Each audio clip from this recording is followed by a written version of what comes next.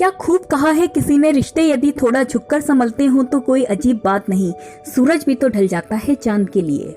नमस्ते, आदाब, सत श्री अकाल दोस्तों, मैं नेहा एक बार फिर हाजिर हूँ आप सभी के लिए एक मोटिवेशनल स्टोरी के साथ। तो ये कहानी है अदिति और विशाल की। 5 साल के रिलेशनशिप के बाद वो दोनों शादी करते हैं, समाज की दुनिया की परवाह किए बगैर। 1-2 साल तक सब अच्छा रहता है, उन दोनों के बीच में प्यार भी बेशुमार होता है। पर न जाने क्या होता है कुछ टाइम बाद कि छोटी छोटी सी बातों पर उन दोनों के बीच में झगड़े बढ़ जाते हैं। हर एक बात पर उनके बीच में मनमुटाव होने लगता है। अपने आप को वो एक दूसरे से बड़ा समझने लगते हैं। मतलब कुछ साल पहले तक जो लोग एक दूसरे के बिना नहीं रह सकते थे, वो अब एक दूसरे के साथ नहीं रह सकते थे। कितनी अजीब बात है ना दोस्तों, रिश्ता पल भर में बदल जाता है। उनको ऐसा देखकर कुछ लोग उन्हें एडवाइस देते हैं कि उन्हें अलग हो जाना चाहिए, डाइवोर्स ले लेना चाहिए।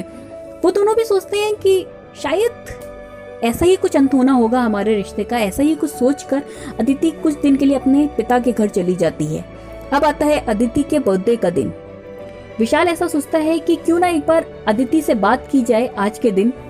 जो रिश्ता भी पूरी तरीके से मरा नहीं है, शायद उसको कुछ सांसें मिल जाएं। बात करने में क्या जाता है, बात कर लेते हैं, एक बार बात करने में क्या हर्ज है।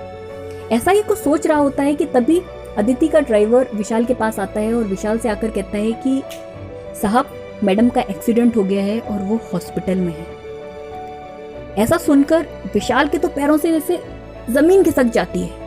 उसको कोई सुध नहीं रहती है कि वो क्या करे।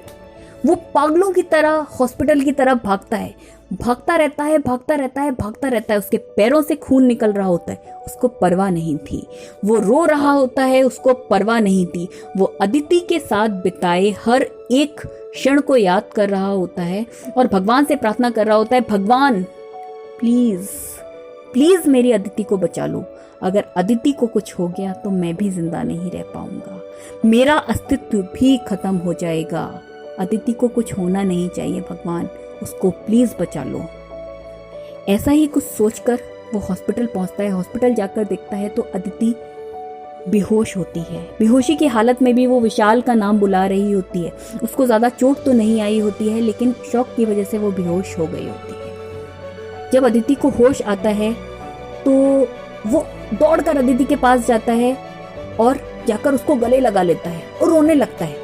अदिति भी रो रही होती है। विशाल कहता है, थैंक गॉड, भगवान ने तुम्हें बचा लिया। अगर आज तुम्हें कुछ हो जाता अदिति, मैं खुद को माफ नहीं कर पाता। अदिति प्लीज मुझे माफ कर दो।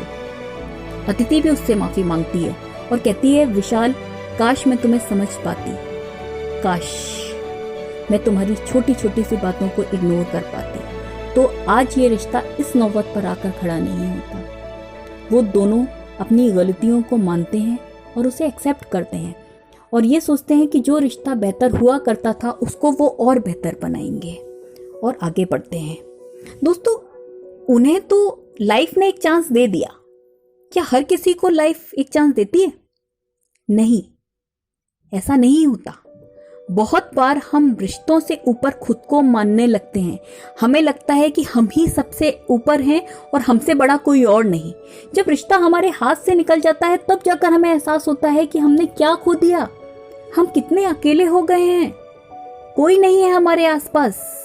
लेकिन जिस टाइम पर जो रिश्ता हमारे पास में होता है उसकी वैल्यू तो हम समझते ही नहीं है।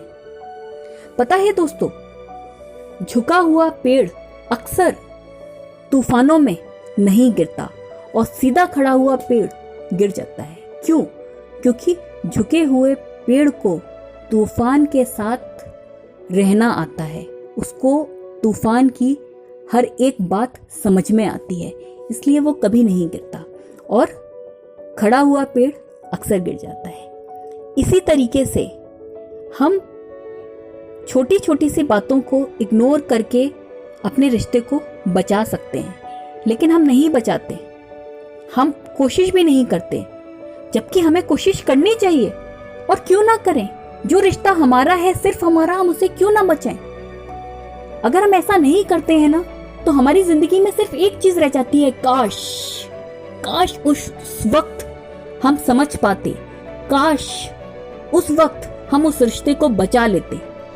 जीवन में काश नहीं होने चाहिए दोस्तों, और रिश्तों में तो काश कभी नहीं होने चाहिए, क्योंकि अगर काश हमारी जिंदगी में बढ़ता जाता है ना, तो हमारी जिंदगी भी यू टर्न लेती चली जाती है। तो हमेशा रिश्तों को बचा कर रखिए। जो रिश्ता हमसे दूर जा रहा हो, कोशिश करिए कि वो हमसे दूर ना जाए।